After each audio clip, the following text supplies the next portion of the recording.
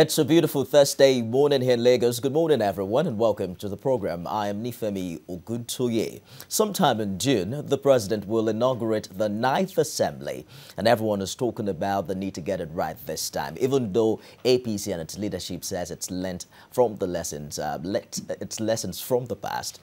There appears to be some development that has proven the party wrong. Just yesterday, there was news that despite the resolution of the All Progressives Congress, the former Senate leader, by the name Ali Ndume, who I believe is from Borno South, is also ruled out as 9-point agenda. Of course, flagrantly opposing the position of his party, who seemed to have fielded a different candidate in this light. I'm joined by two lawyers on the show this morning, Steve Adaramoye and Curtis Adigba. Gentlemen, good morning and welcome to the program. It's nice to meet you. Thank you. It's a pleasure. With two lawyers, I feel like a judge. So let the proceedings begin. All right, so Mr. Ndume says the party chairman unilaterally picked Mr. Lawan without the backing of the party. Does this sound like a deja vu, like we're seeing history being repeated right in our own eyes? Let me begin with you. Actually, we might not have a departure, a radical one, from what actually happened in 2015. All things are pointing to the fact that the APC have not actually learned their lesson, all things being equal. You see, starting with, when you look at Section 50 of the Constitution, ordinarily, parties, irrespective of party affiliation, irrespective of party or political parties or leanings, have right, constitutionally speaking, under Section 50, to elect their leader, irrespective of whether they are from one party or the other. They have that absolute right, it's their constitutional right. But I think under the Senate rule and all other things, when you look at it by convention, by definition, where you are minority leader, minority leader, majority leader, it presupposes that all things being equal, the leader of the party, the Senate president, the ultimate leader, must come ordinarily from the leading political party. But in a situation in which you are the number of legislators in two parties, one way or the other, the two leading parties, they are very close to each other. I think wisdom and expediency dictate to the very fact that you just have to be a little bit careful about the way you go about it. Ordinarily, when you look at the 8th Assembly, I think one of the sore points there is the role of Cherokee presidency, Senate presidency. One way or the other brought back the hand of clock of the executive, and ultimately it affected largely the citizenry. So when you put all those into perspective, and how did they got to that solid point? You see, there was a meeting they have in which they have shadow election and all that kind of ways. And somebody was adopted by the party, but Cherokee stormed out of the place and said, either you like it or not, I will be president. And unfortunately, fortunately for him and unfortunately for APC, on that day, people that were, they didn't do their, what do you call it, their own work, their assignment very well. Instead of them being at the floor of the National Assembly, they were somewhere. So the certain members of the APC have been negotiated with PDP, and eventually, ordinarily, they have APC, what do you call it, Senate President and Deputy Senate President, which came out of negotiation, of bargaining between those two parties. And when you look at it at the end of the day, it didn't all go well. Not very interesting development in 2015. We're going to get to the details of all of that. The APC appears to have the simple majority, what is needed to easily fill the principal officers in the 9th Assembly. But you and I know that it's not that simple. Now, Mr. Ndume's argument really is that the APC can only zone the position to a region and then allow senators from that region contest among themselves. Is that legally correct? Well, first of all, let me start by saying that ambition is a white horse. And once you're on the white horse, it can take you anywhere, especially if you are not careful about what you want. We must be very careful in this country. If we want to make progress in the country, then we've got to join the developed society, especially where we aped our presidential system from a system that is working and working in the best possible way that it can. Look, once you are elected a senator, by the provisions of our Constitution, Section 50, you are eligible to seek for the leadership of the Senate. However, international best practices and the internal rules of the Senate lays a lot of emphasis on ranking, seniority, and experience. And that Section 50 provides that the senators and members of the House of Representatives shall from among themselves elect Senate President, Deputy Senate President, Speaker, Deputy Speaker. Why did they not specifically state that it has to come from the party with the majority? It could have been stated so, but in their thinking, since the election to these offices are by simple majority, it follows that the party with the majority, even if it is by one, we elect these leaders. That's number one. Then they're also thinking about the protocol and internal rules of that lay so much emphasis on seniority, ranking, and experience. Know that a yeoman senator, a rookie senator, is not going to challenge for that position. But here's the problem. The problem is that because of the immorality of our politics, where people are carried away by just ambition, the zeal to frustrate the agenda. Because when political parties campaign, they campaign on specific agenda. And then they go to the voting public. Once that choice is made, what it means is that the party with the majority has got the mandate to govern. And so a process whereby the party in the minority expected to hold the feet of the opposition to the fire on governance, not on destabilizing the majority party, because that's where you have the problem. The reason why the people like Aline Dume, and I think is eminently qualified to be Senate President, if you look at seniority, if you look at ranking and everything. However, here's the problem. He has got to do it within his party, within the architecture of his party.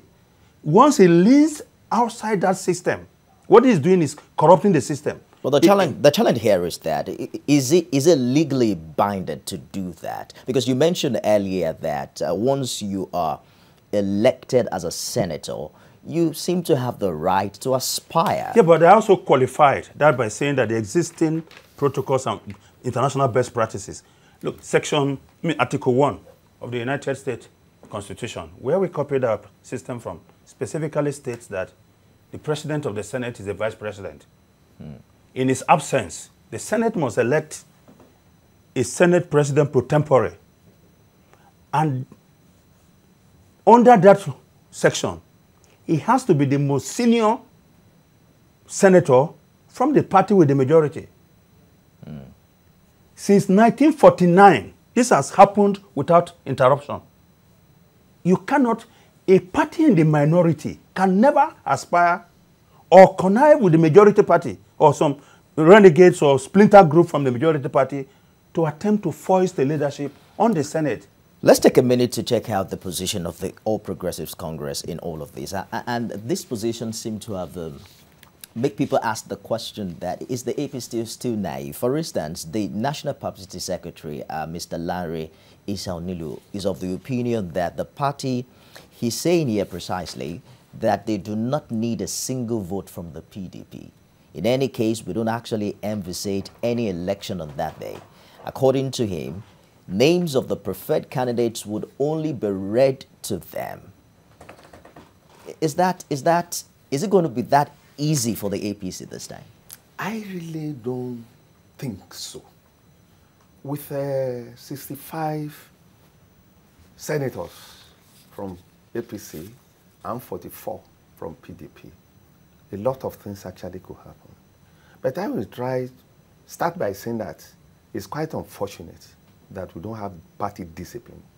And party discipline is very important in governance, in democracy. In a democracy in which party discipline is absent, undoubtedly, you are going to have all these kind of rancors. If you cast your mind back to 79, down to 83, you will discover that the party, the discipline in those parties, MPN, UPN, MPP, DMPP, was so vehement. Now, perhaps the difference now, Mr. Daramoye, is the fact that there doesn't seem to be party ideology. The way parties are formed these days. I appreciate about ideology. The way some people would tell you that the APC, for instance, was a measure of some people who flagrantly betrayed the loyalty to their own party. So how do you end this? It was a measure. It was a measure. Which means which means the core of those political parties were involved in the measure. And I think there's a difference between people who left their own party, parties that were not part of that measure, to join the APC in pursuit of power. That's a different thing altogether.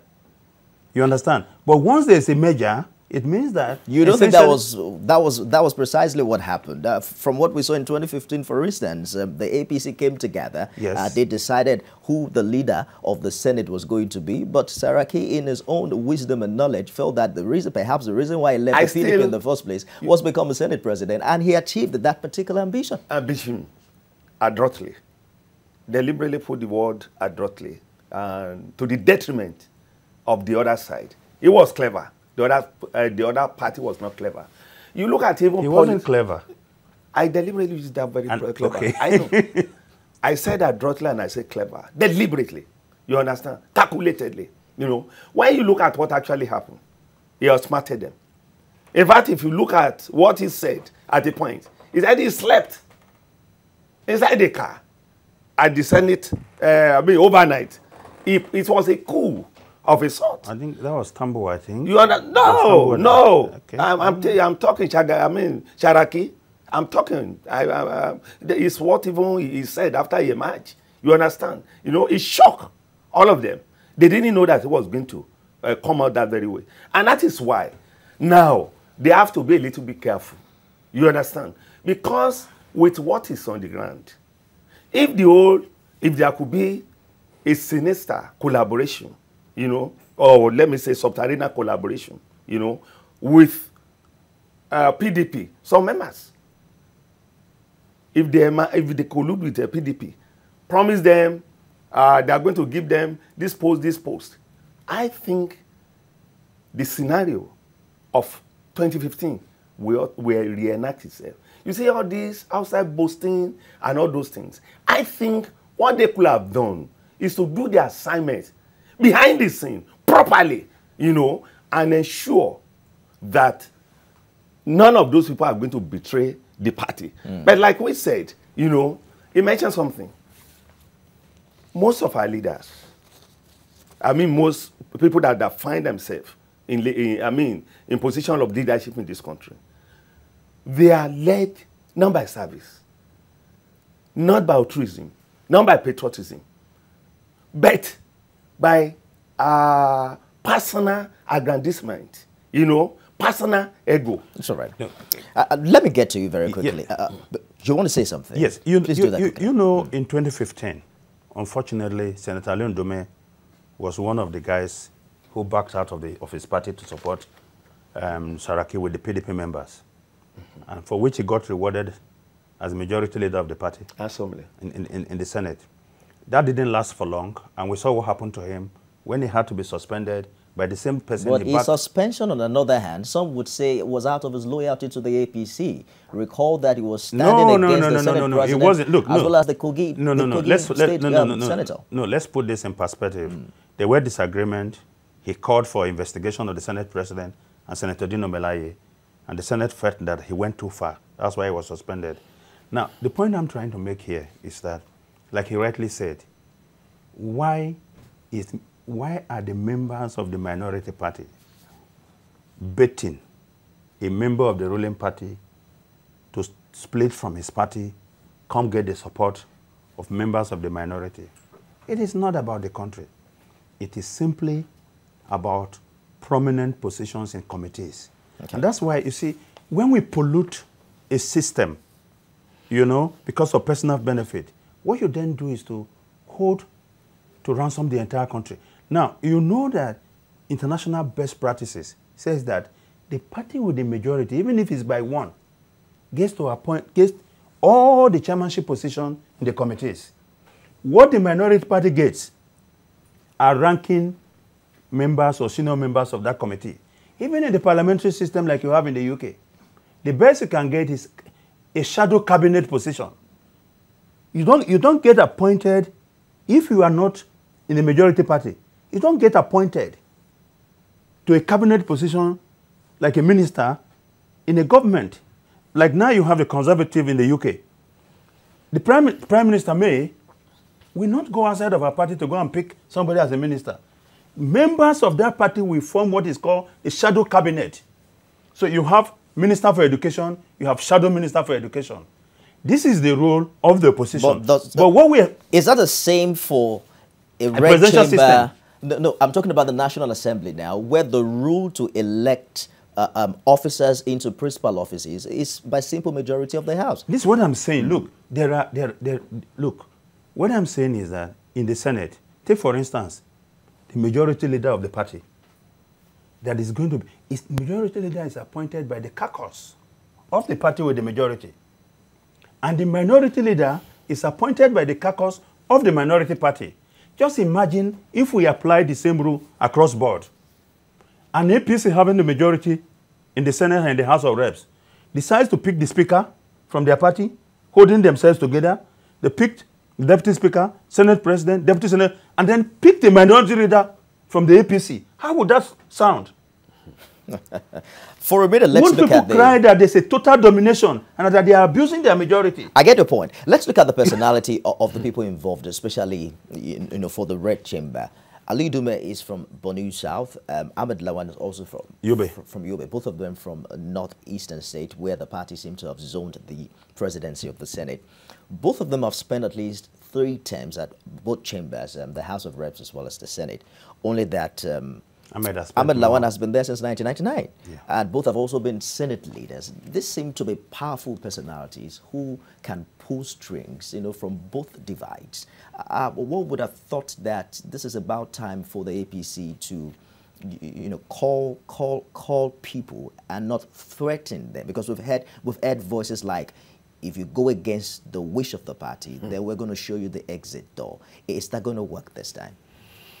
I really don't think it's not part of wisdom, just to put it sharply.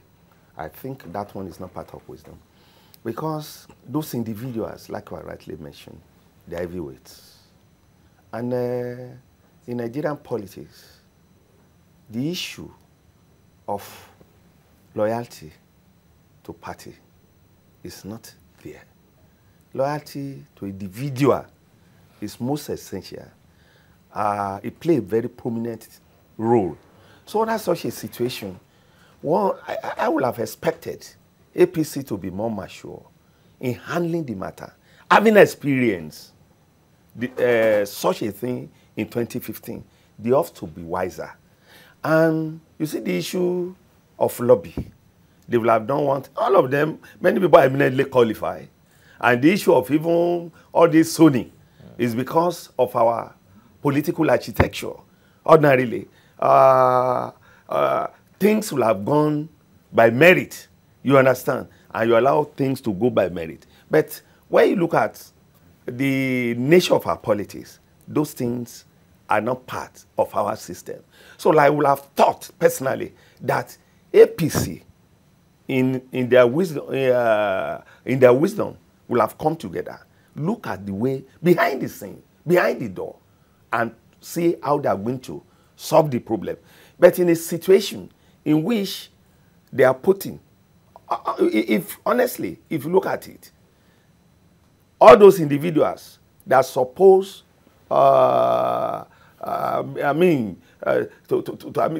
to support their parties, all things being equal, because it is on the platform of those parties they get to the office.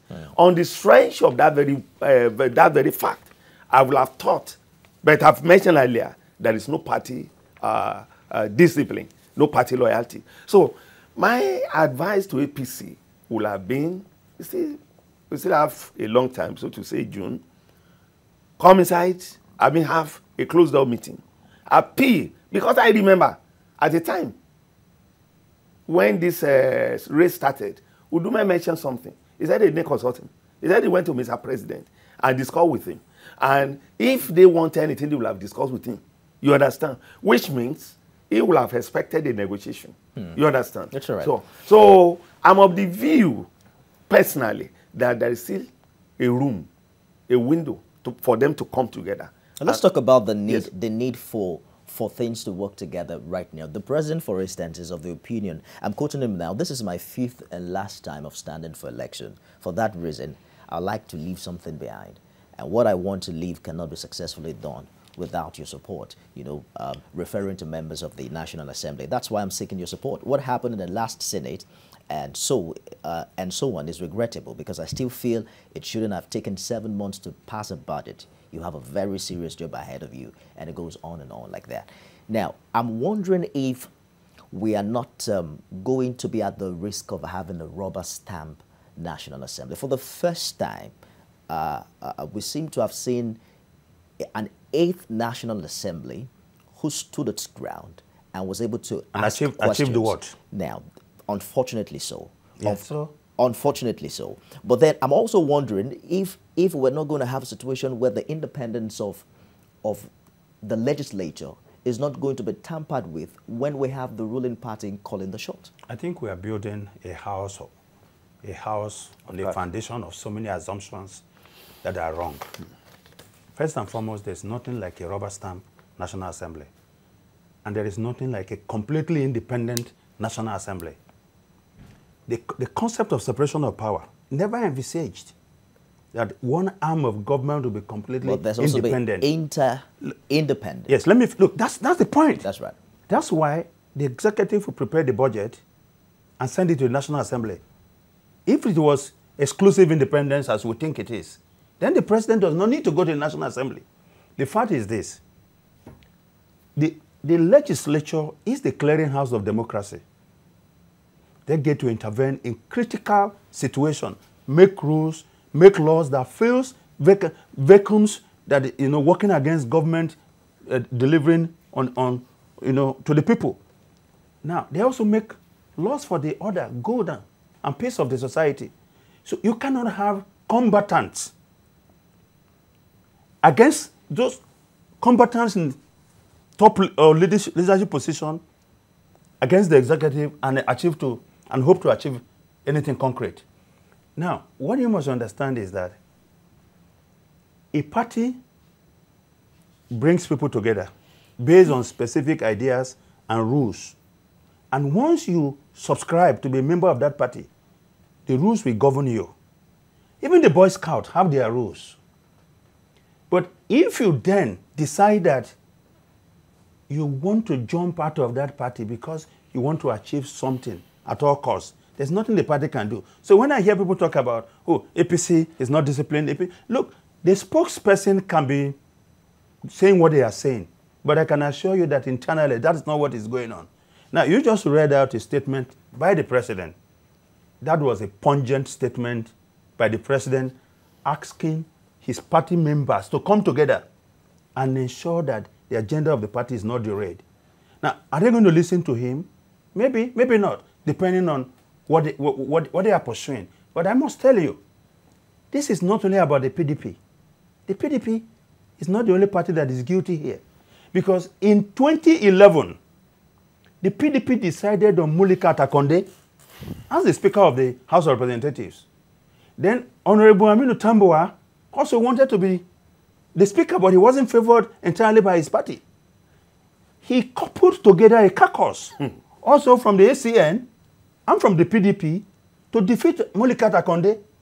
And from that moment, we had this you know, this aberration. And he eventually changed party. Yes, and eventually changed party. In the course of time. And that has been my point. My point here really is that I understand the place of party supremacy. Yeah. But how much water is that holding in a situation where in the next 3 to 4 years, the numbers might change? Because it's not the first time politicians now change parties as if they're changing clothes. That is because... So the figures, as we speak, nobody even knows what the percentage is in the 8th National Assembly. Let me tell you, my brother, you know there is a clear provision of the Constitution that forbids members who are elected on a ticket of a party. But politicians have been able to see, go around that. Look, even when we've had the judgment from the Supreme Court on that issue, in the current 8th Assembly, you know when some people defected, the presiding officers, because they were also part of the plot to defect, said they were not going to give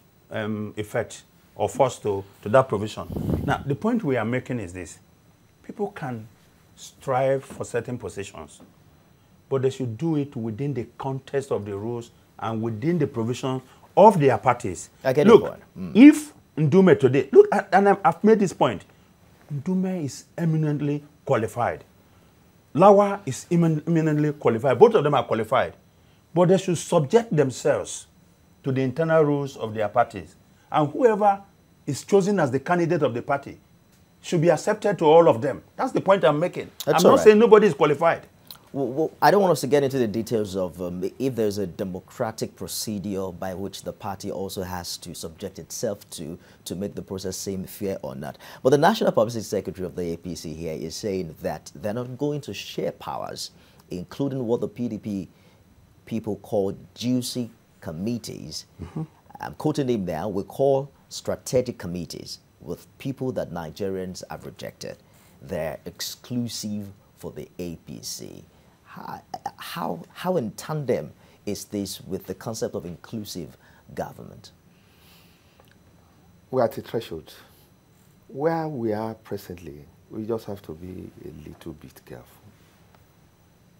You see, all this intolerance, visionlessness, carelessness, vocal diarrhea brought us to, brought the military terrain and some other problems we have, all this, some of all these problems we have on the way. I think some of the things that the APC national chairman do say, I don't at times agree with him. You see, when you are in such a position, you have to be a little bit careful with what you say. Even during the election, instead of being reconciliatory, it was too much aggressive. But some would say it eventually worked out for him. The president won a second term. But perhaps if he wasn't that firm as well, things could have gone the other way. We have to be a little bit careful. They are, like in the words of Chifa Olowo, we are still having a geographical entity. We are yet to have a nation. So, in most of the things we do, we have to be careful. You see, one of the problems of Nigerian politics is winner takes it all. You understand? The politics, there are several meanings to politics of inclusiveness. But in my own little understanding, in my own calculation, I would have thought where there is a majority party. Don't forget, some of these posts are still being contested, hotly being contested in the National Assembly. I mean, in the court of law, even though those people is their right to do so. In order to have a strong democracy, I think we have to involve politics of inclusiveness, not politics of abrasiveness, talking like an headmaster. I don't think all those things will actually work. You understand? So, being majority party, they are entitled to their rights. But at the same time, the way you go about your right at times may be very, very wrong. So, it is my own view that most of the things that the national chairman, Adam Oshiomhole... Can I speak to that? Yes. Yes, please. Briefly. Yes. What he said is right. How he presented it might not be right. This concept of inclusiveness in democracy is a false idea. How do you mean? Democracy is inclusive in that it involves all the people in making a decision. But once that decision has been made and a government has been elected, that government does not need to be inclusive of all interests. Because you elect... But, Curtis, you have to take... No, let me land. Yeah, yeah. Because when you elect a government with a specific idea and agenda to govern. And that might not percolate to all the parties. So, and that is why you are allowed to run the government once you have the majority. However, you could pick people from any political party that you think can fill in and do a better job than those that are members of your party. But this idea that once a party wins, it must take members of other parties and bring into government, it's not... But how are these policies and programs checked? How are they bounced by? Let me even say something. Our democracy is peculiar to us. You cannot run away from our history. Doing so is trying just to throw vision into the dark. And it will be very difficult to go forward. We have a trajectory. We have to really move forward conveniently, effectively and effectually. You have to look at where you are coming from to get to where you are. When you are talking about politics of inclusiveness, it's not the first time that it's been practiced. You look at MPN in 1979, they came, brought certain party into their governance. They had a working arrangement with MPP. You understand? That was a working arrangement. What I'm saying, that doesn't mean, I'm not saying, he mentioned something about shadow minister and other kind of something. I could agree with him. You understand? You don't agree with me? I said quite. Okay. I pretty agree with you. What I'm trying just to say in essence is that it doesn't mean when you invite, is this part of the world that certain things are even done that I don't. Look at Nigeria. It was very pathetic. If I were to be Buhari, I would have brought man of such enormous knowledge about energy into power. You understand? Because you see, even United States of America, when you see that somebody is even good in certain area, because you don't learn anything or throw him away because he belongs to that very party. If you see excellence in But Buhari didn't throw away Unaji. Unaji was thrown away Gentlemen, by the president of his party. Let us stay in course. Let's just move ahead so that we don't lose track of our discussion here. I hope you know that the politics, also somehow change within the walls of the National Assembly. Yes, I agree. And then we have seen how senators have come together across party lines to support their constituency projects. Yes. To determine how much of the budget is allocated to them. Mm-hmm. And so we've seen all of this play out. And there are some who will say that once you become a senator, there are times when it doesn't matter which party you subscribe to. But as valid as that is, I want us to move on and begin to look at how these positions, what some have called juicy, the APC choose to call it strategic, how they should go along geopolitical divides. Do you consider it slow-paced, the fact that the party hasn't determined yet or hasn't zoned all the strategic positions as we speak? No, you see, I think it's a step-by-step thing. First of all, it is the leadership of the National Assembly that constitute the committees. And so when you don't know who is the Senate President and Deputy Senate President, Majority Leader, how are you going to constitute the committee? That's number one. Number two, the idea of juicy positions only is in the mind of politicians. Every position in the National Assembly, every committee is strategic and is of importance to those of us who are citizens because they all work. It's like you have different parts coming together to form a complete unit. So let's forget about that idea. What I would have loved Oniru to say is that going by global best practices, we have the majority. We will fill the chairmanship of all the committees, which is what is done. Now, what happened under Bukola Saraki was unique in the sense that he picked chairmen of different committees from different political parties because he had to couple together a coalition to win. That's the point we are making. But let me tell you, if you think there is disunity in the National Assembly, you are making a mistake. In fact, it's the most united organization in our country. Do you know how long it took a member of the National Assembly to inform Nigerians about their salaries and allowances. Even for former members. Only through Shehu. Nobody wanted to talk about it. Except for Shehu. You see disunity only when their interest is not compatible. Now you got my point precisely. That's the issue. Let's move on, gentlemen. And of course, the House of Representatives, we saw Femi Gbajabiamila, talking about his ambition to be Speaker. The challenge there, however, is that the numbers of interest or interested lawmakers are growing by the day. There are some geopolitical zones that believe that they've never fielded a speaker before, and perhaps it is their time now. Which way do you see the party go in this regard?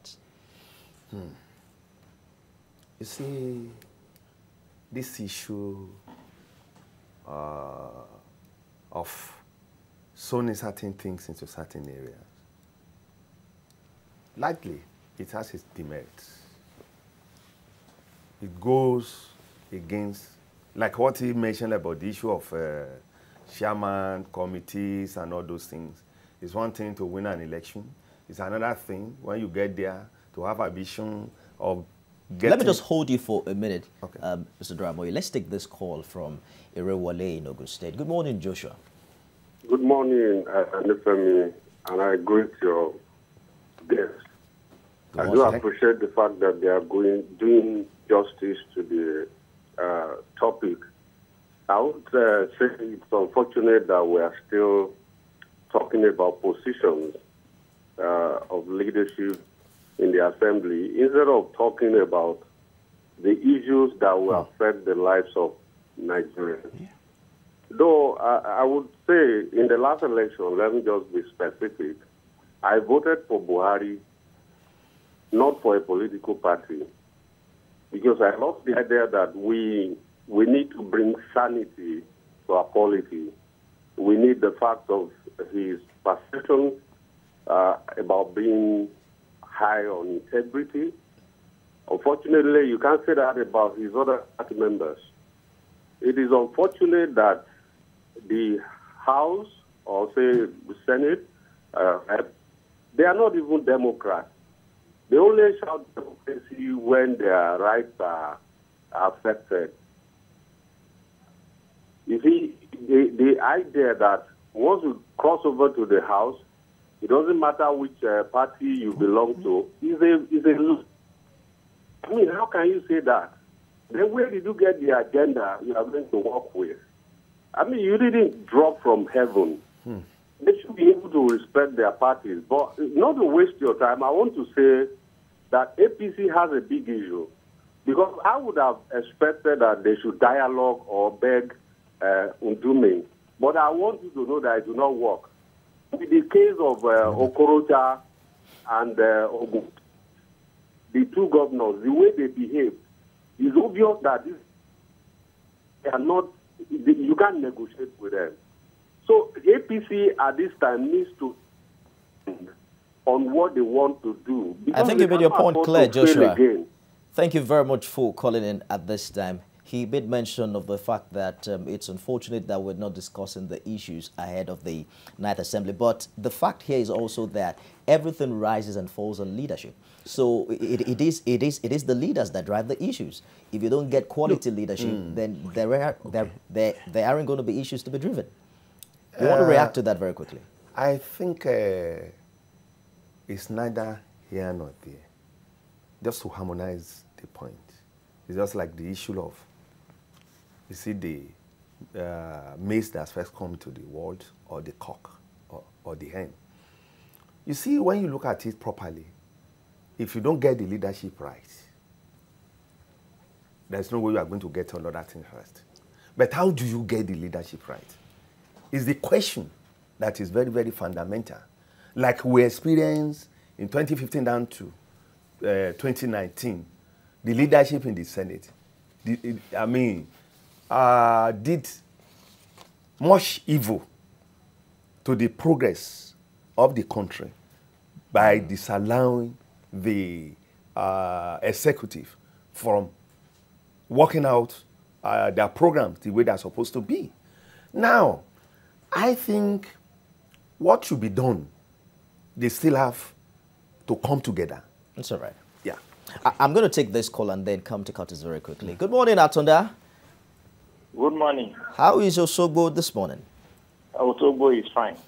Please go ahead with your contribution. Good morning to the guests in the house and good morning to the House Corp. Thank you very much. So about the party positions being discussed, I talk the leadership of the House of the National Assembly.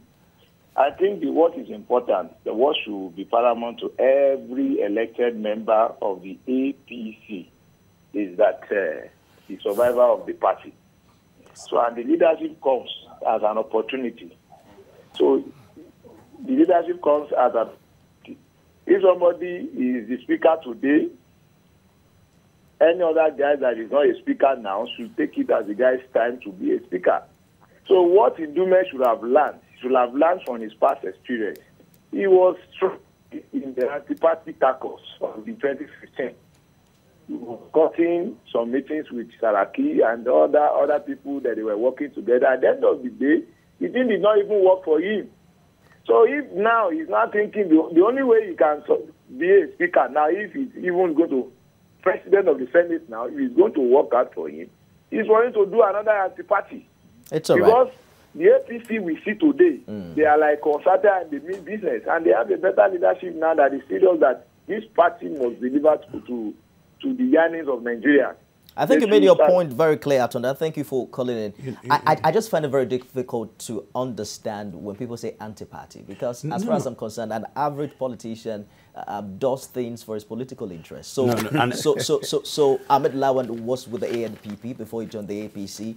Ali Ndume was with the ANPP, he joined the PDP. He joined the APC because of the merger. He joined the APC as a result of the merger. The merger was for an interest to win elections, yes or no? Look, let's understand. So, there's a difference between an alliance and a merger. An alliance, you maintain your distinct identity. But in a merger, you subsume that identity into one unit. So Ahmed did not defect. Ahmed became a member of APC because his party became a member of the merger. But that's not the point. The point here is this. We have said here, Ndume is qualified, Lawa is qualified. However, they have to subject themselves to the rules of their party. And why is that important? One, we don't have independent candidature in Nigeria. Political parties sponsor members for election. Until your name is submitted to INEC, you can't even be a candidate. So that's right. One. Two, when you are elected, therefore, you are still a member of that party. And you are expected to adhere to the decisions of the party. If you have disagreement with that decision, there are mechanisms within the party to address your disagreement.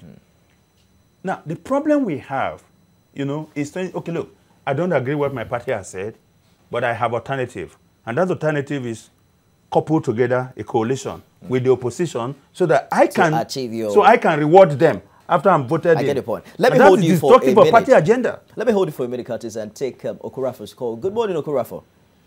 Good morning, Mr. Nifemi. Good morning, and the rest in the studio. Honestly speaking, let's take it this way. Leadership in the National Assembly should cover the 6 geopolitical zones of Nigeria. We should be talking about equity. That is to say, even distribution of offices based on merit. The issue or this syndrome of winner takes all still display our level of education.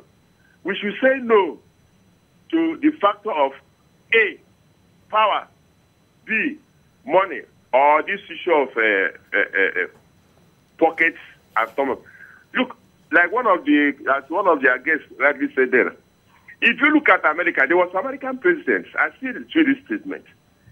He was very, that's the opposition party, one of the people that was very, very stubborn during that. At the end of the day, when the young man wanted, what happened? He brought the opposition party stubborn person into the system, and he made that person the Secretary of State of the United States of America. What happened? It was a fruitful dispensation during that regime. But here in Nigeria, we still look at our issue of saying, let us keep setting apart. Agreed. The APC is in that we know that one. But they should think that whether the juice industry, as Mr. Femi rightly said, whether they can give that one to their member. But the thing that equity is very, very important. Thank you very much. Have a blessed day.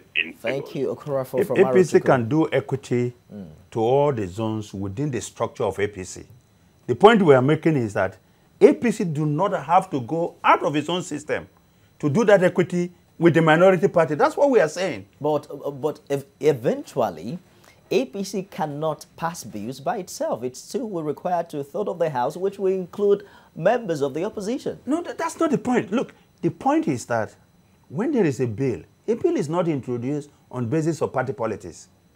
A bill is introduced. So why should the for leadership the country of the why should the leadership of that assembly be any different?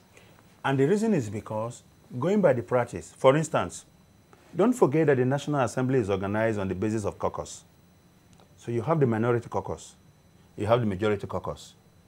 When bills are going to be introduced, it's usually introduced by the majority leader of the party. And any other member, see, the minority party in the National Assembly speaks through their leader, who is the minority leader. So also is the majority party. Now, they have done this so for ease of doing business, you know, and then to cut out the unwieldy kind of environment which you find in any gathering. What we are saying is that if we want to practice democracy, we must get it right. Let's do it right. And the key agenda for all members of the National Assembly should be about the real issues that worries, that is of utmost importance to the people who elected them. I think I get your point. So majority have their way, while the minority always have their say. Yeah. Let's see if we can touch on some issues. So we've seen the 9 agenda. We've seen, you know, some of them coming up with agendas. So I'm just going to highlight some of them. To uphold the independence of the legislature, work harmoniously and interdependently with the executive without undermining the principle of separation of powers. One of it also says to make the office of the Senate President less attractive by reducing the unnecessary privileges attached to it. Is that feasible? Does any Senate President has the right to do that? You see, I think when you look at those ideas, they are far from being ideal.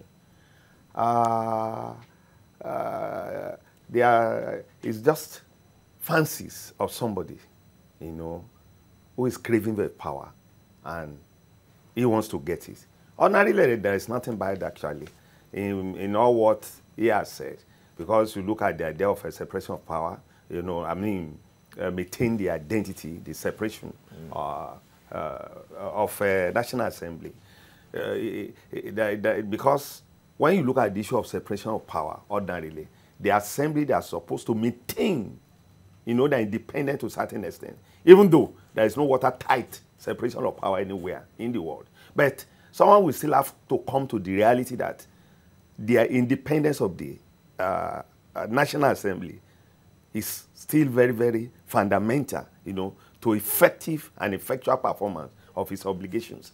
But I really think when you look at all those things, they look bogus to me, personally, in the face of the present realities. But the man has just played the role of an average Nigerian politician. Okay. Let me take this call from Ilori. Okay. Very quickly. Good morning, Comrade Olanrewaju.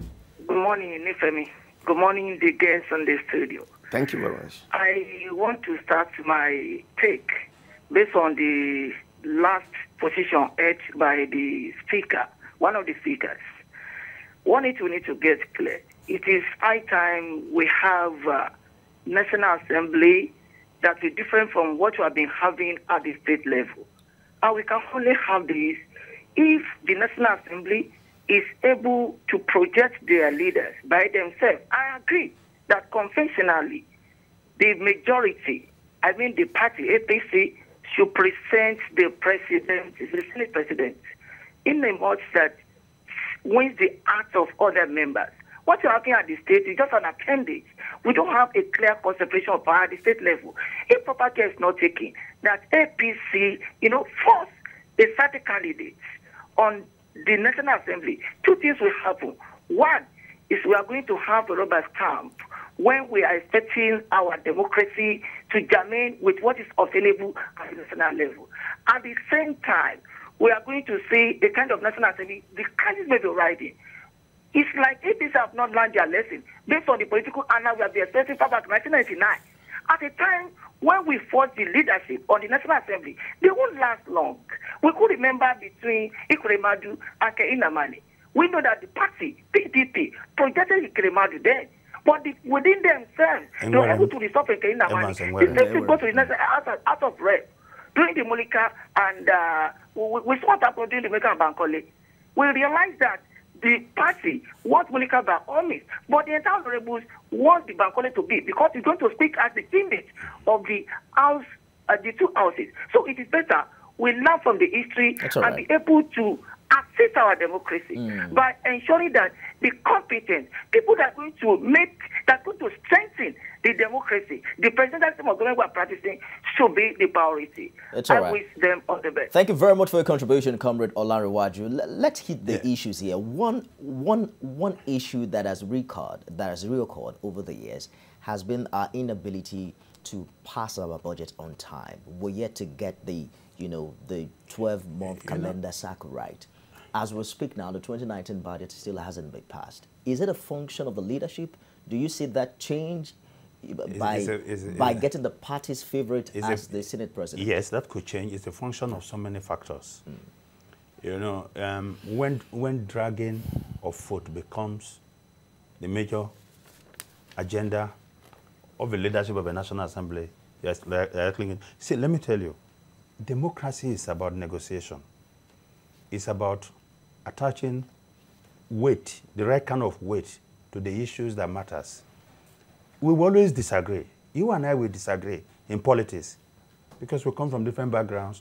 We are pursuing certain kind of agenda, even though we have a general agenda, but there are small things that we need to deal with. The fact of the matter is that if you don't have a leadership that agrees with the agenda of the party that is in government, you are going to have problems. And that's why this happens all over the world. So that the leader of the party can call the leaders of the National Assembly and say, look, this is what we promised the people. We have got to do it and find a way to do it. Now, you know, when people talk about rubber stamp, what they don't understand is that the fact that the leadership of the National Assembly, is in constant battle with the executive, is not independence. It doesn't mean that there's independence or that they're doing well. Let's take this call very quickly from George. Good morning, George. Good morning, Nifemi, and to the House. Good morning. Nifemi, Mr. Adaramoye said something that if you win elections to the House or to the Senate, you automatically have the right to contest for the leadership. And he also blamed the APC chairman for his approach to leadership issues in the party. I'm sorry to disagree with him on the 2 points. In the first place, he did not cite any parliament in the world where you emerge to the parliament on the platform of a minority party and you become the leader of that parliament. I don't know of anyone. If he knows of anyone, he should please tell us. Where you, as a party, before you can aspire to become a leader of any parliament, you must belong to the party that won the majority seat. But that is not what we are seeing in Nigeria. What we are seeing in Nigeria, a person that won election to the National Assembly through a minority party wants to become the leader of the assembly. This is an aberration to democracy. He also talked about Oshomole leading the party with wrong language. If he recalls, you will see that during these last governorship elections, the party, the APC as a party, lost some states, not because of performance of the government, but because of the recalcitrant, attitude of the governors that have no party discipline. Oshomole is coming, he's the only one that has come out now to say, no, there must be discipline in the party. How he says it is not as important as what he is saying. It's all right. We have to run now, Judge. Thank you for your contribution. Gentlemen, we have to go. I need to take your final comment. I mean, your final remarks on this issue. This is my final comment. And I will quote Maria de France, a 12th century poet, who titled her poem, The Human Being. He said the man and his foible, his belly, and his limbs. The story was simple. It's a story where the other arms, the other parts of the body, the legs, the hands, and the head. Said they were going to stop working because of the belly. Because all their effort ended up in the belly. It was taking up everything. And so they decided to rebel. But you know what? After some few days, they also found out that they were losing strength because no more nutrient was coming to them. And so they didn't realize that what they thought they were doing to the belly alone was also doing to themselves. Okay. And they had to come back. Now, all APC members should know that when you tear apart your party because you are not getting what you want, you are destroying the substratum of how you got into the national, and it will eventually come to hurt you. We have about 30 seconds. Can I have your... Yes. What actually I was, my advice is that all the parties involved, the national interest should be utmost. They should try as much as possible to be patriotic and altruistic in their approach to issues. Their interests, individual interests, either group or collectively, should be subordinated to the national interest so that Nigeria can go. I get your point. Well, Steve Adaramoye, Curtis Adigba, thank you, gentlemen, for joining us today. Thanks for having us on the program. All right, the race is on, and June, we're all watching to see how things will play out. Hopefully, APC will be able to play the game right this time. We'll be back tomorrow, God willing, with another exciting one. I am Nifemi Oguntoye. Thanks for joining us.